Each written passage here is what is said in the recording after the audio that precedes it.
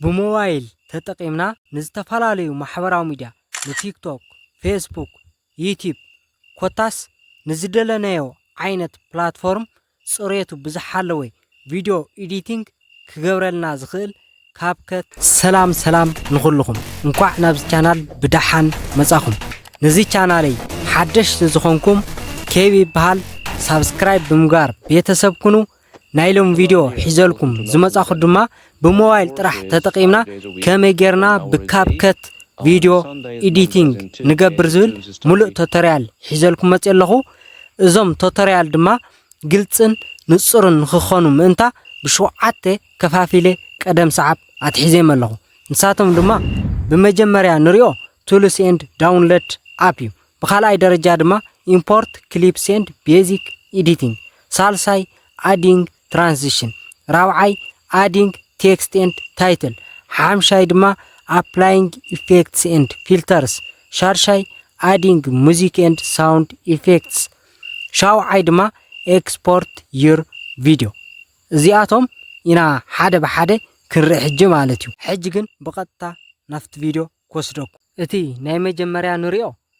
ቱልስ ኤንድ ዳውንሎድ አፕ ክኸውን ማለት እዩ መብዛሕትና ካፕከት ዳውንሎድ ጌርና ኢና ንጥቀም ማለት እዩ ምክንያቱ ንቲክቶክ ስለ ንጥቀመሉ መብዛሕት ሰብ ካፕከት ዳርጋ ዘይብሉ የለን ክበሃል ይከኣል እዩ ነገር ግን አጋጣሚ ኮይኑ ዳውንሎድ ዘይገበርኩም ሰባት እንድሕር ዳሃሊኹም ካብ ፕሌይ ስቶር ወይ ከዓ አፕ ስቶር ብምኻድ ዳውንሎድ ክንገብራ ንኽእል ኢና ማለት እዩ ብመጀመርያ እንሪኦ ቱልስ ኤንድ ዳውንሎድ አፕ ስለ ዝኾነ ሕጂ ኣነ ብቐጥታ ናፍታ ካፕከት ኮስደኩም ማለት እዩ በመጀመርያ ካፕከት ክንከፍቶ ንሃለና ነዚ ይመስል ኢንተርፌሱ ማለት እዩ እቶም ቱላት ድማ ኣብዚ ኣሎ በመጀመርያ ኩዊክ አክሽንስ ዝበሃል ነው ካሜራ አውቶ ካፕሽን አጀስት ስፒድ ሪከርድ ኮሌጅ ካፕቸር ዝብሉ ማለት እዩ ካሜራ ወሊዕናው ክንቀርጽ ንኽእል ኢና በዚ ካፕከት ጌርና እንደገና ድማ ናይቲ ቪዲዮና ወይ ከዓ ኦዲዮና አጀስት ስፒድ ውን ክፈጥንን ክቅንስን ክንገብር ንኽእል ኢና ማለት እዩ ብተወሳኺ ውን ሪከርድ ክንገብር ንኽእል ኢና ማለት እዩ እንደገና ድማ እዚ ፎቶ ኤዲቲንግ ኣለዎ ማለት እዩ ካፕከት ፎቶ ኤዲቲንግ ኣለዎ ፎቶ ኤዲት ሪሙቭ ባክግራውንድ ኤአይ ኤክስፓንድ ቴክስት ኢሜጅ ዝብሉ ብዙሓት ቱላት ኣለዎ ማለት እዩ ካብዚ ብተወሳኺ ድማ እዚ ኢንተርፌስ ድማ ነዚ ይመስል ኣብዚ ታሕቲ ናይ መጨረሻ ድማ ኤዲት ትብል ምስ ሓለፍና ቴምፕሌትስ ዝብል ኣለዎ ማለት እዩ ቴምፕሌት ማለት እዩ ሕጂ ንኣብነት ንዩቲዩብና ክኸውን ንዝተፈላለዩ ኢንትሮ ይኹን አውትሮ ሳብስክራይብ ግበሩ ላይክ ግበሩ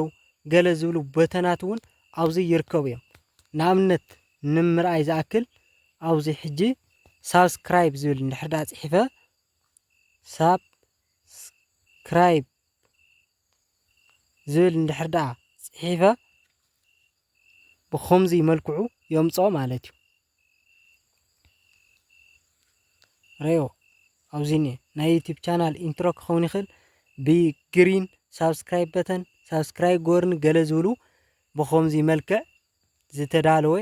ኣለና ማለት እዩ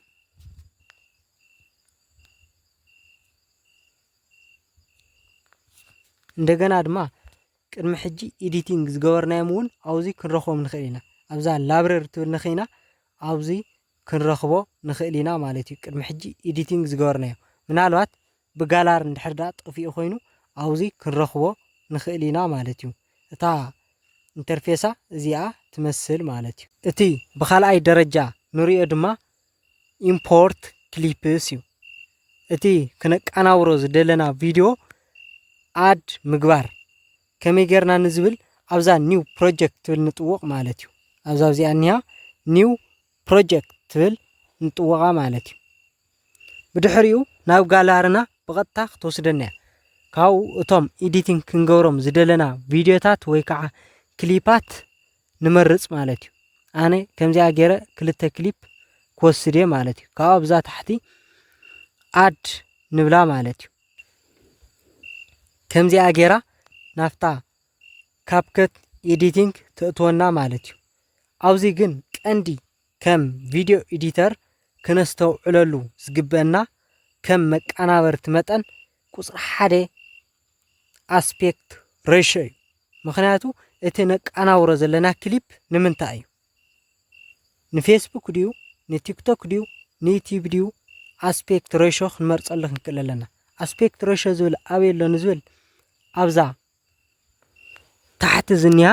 ኣብዛ ናይ ኢዲት ኦዲዮ ቴክስት ኦቨርሌይ ዝብልኒ ኣሕልፍ ኣቢልና አስፔክት ሬሽዮ ትብልኒያ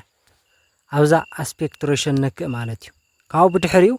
ንቲክቶክ ተኮይኑ 9:16 ኒየ ህዝናብነት ረይዋ እዚኣ ቲክቶክ ገብራያ ክትቅየር እያ ረይዋ 9:16 ንዩቲዩብ ተኮይኑ ድማ 16:9 ማለት እዩ ከምዚኣ ጌርካ ማለት እዩ ንኢንስታግራም ንፌስቡካት ተኮይኑ እውን ኣብዚ ኒአና ክንመርፅ ንኽእል ኢና ማለት እዩ ኣነ ግን ንለማዓንቲ ብናይ ዩቲዩብ ስለ ዘርእየኩም ኣብዛ ዩቲዩብ ትብል ትኾነለይ ማለት እዩ ስለዚ ኢምፖርት ከምዚኣ ጌርና ኢና ንገብር ታ ካልአይቲ ደረጃ ማለት እዩ እቲ ብሳልሳይ ደረጃ ንሪኦ ድማ አዲንግ ትራንዚሽን እዩ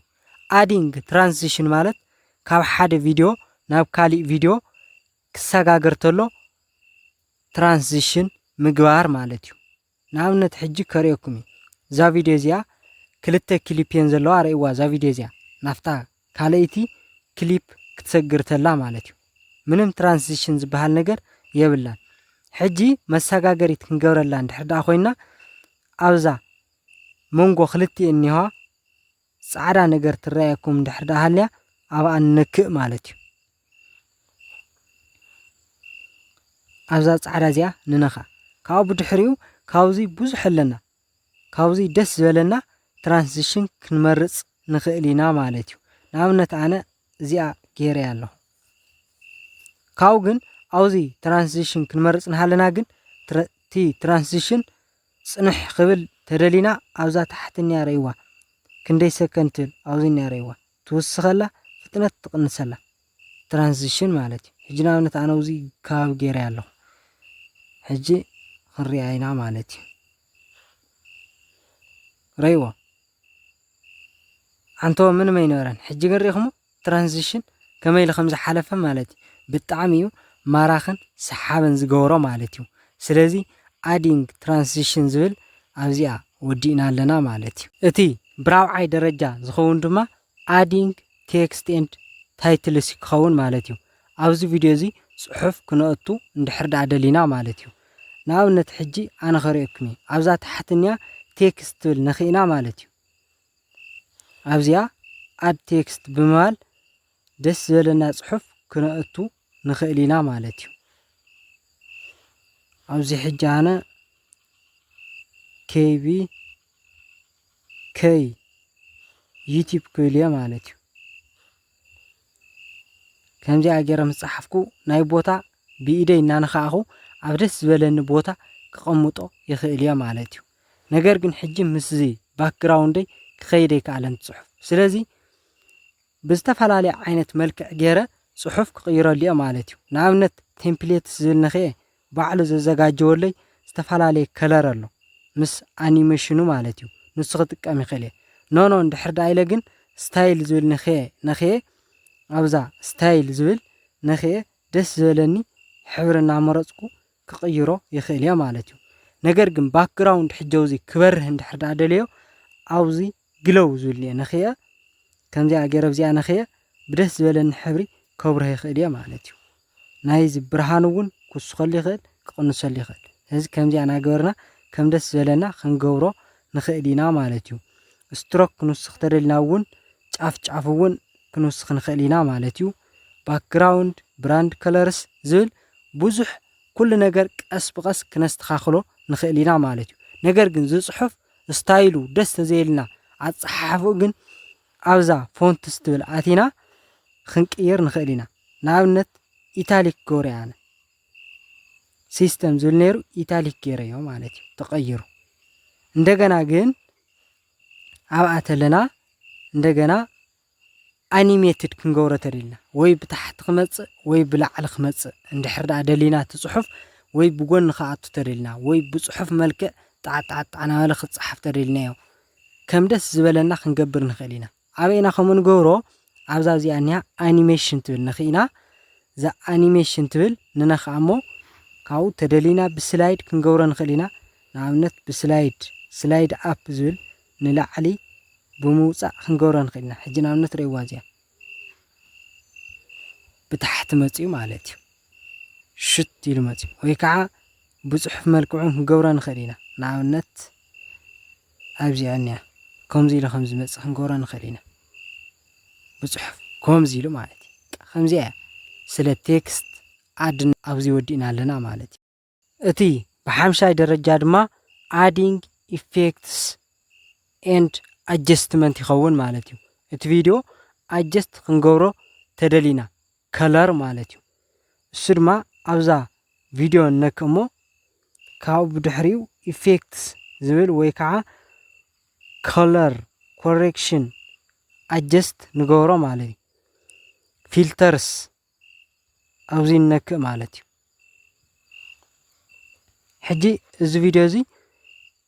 ከም ደስ ዝበለና ዝተዳለው ኣለው ነገር ግን በዓልና እንድሕርዳ ሕብሪ ብርሃኑ ወይ ከዓ ድምቀቱ ክነስተኻኽሎ ደሊና ኣብዛ adjust ብልና ነክእ እዚ በዓል ዘዳለውልና እዩ ምክንያቱ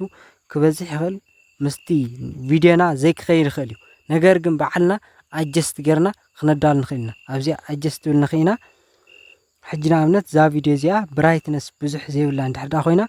ብራይትነስ ክንውስኸላ ንኽእል ክንቅንሰላ ንኽእል ከም ደስ ዝበለና ክንገብር ንኽእል ኢና ማለት እዩ ነገር ግን ኩሉ ነገር ክነስተኻኽልናሃልና ክበዝሕ የውልን ክውሕድ እውን የውልን ማለት እዩ ኣብዚ ድማ ኮንትራስት እንደገና ከምዚኣ ጌርና ንውስኸላን ንቕንሰላን ማለት እዩ ከምዚ ኢና ገበርና ሳቹሬሽን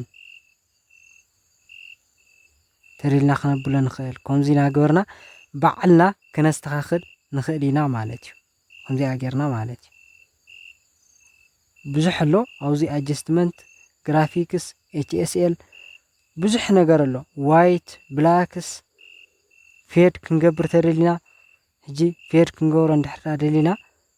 እዚ ማለት እዩ ከምዚ ኢና ገበርና ከም ደስ ዝበለና ክነስተኻኽል ንኽእል ኢና ማለት እዩ ቪድዮ ኳሊቲ ዝብል እውን ኣለና ንሱ እውን ክነስተኻኽሎ ንኽእል ኢና ማለት እዩ ኣብዚ ወዲእና ኣለና እቲ ብሻድሻይ ደረጃ ድማ adding music and sound ማለት እዩ ነቲ ቪድዮና ሙዚቃ ክንውስኸሉ እንድሕርዳ ደሊና ማለት እዩ ኣብዚ ታሕቲ ዝኒሄ ኦዲዮ ንነክእ ብድሕሪኡ ሳውንድ ዝብል ንነክእ ከምዚ ጌርና ምስ ነኻኣና ካፍቲ ናይ ቲክቶክ ዲኹም ትደሊስ ወይስ ካብ ምንታይ ይብለና ኣሎ ንሕና ግን ኣብዛ ጎና ዝኒያ ፋይል ንብላ ማለት እዩ ፋይል ምስ በልናያ እውን ኤክስትራክት ኦዲዮ ፍሮም ቪድዮ ይብለና ኣሎ ካብ ቪድዮ ዲኹም ቲ ኦዲዮ ጥራሕ ፈሊኹም ክተእትው ደሊኹም ይብለና ኣሎ እንድሕር ካብ ቪድዮ ክነምፀ ደሊና እቲ ሙዚቃ እወ ኢልና ኤክስትራክት ኦዲዮ ፍሮም ቪድዮ ንብላ ማለት እዩ ከምዚኣ ጌርና ስለዚ ታ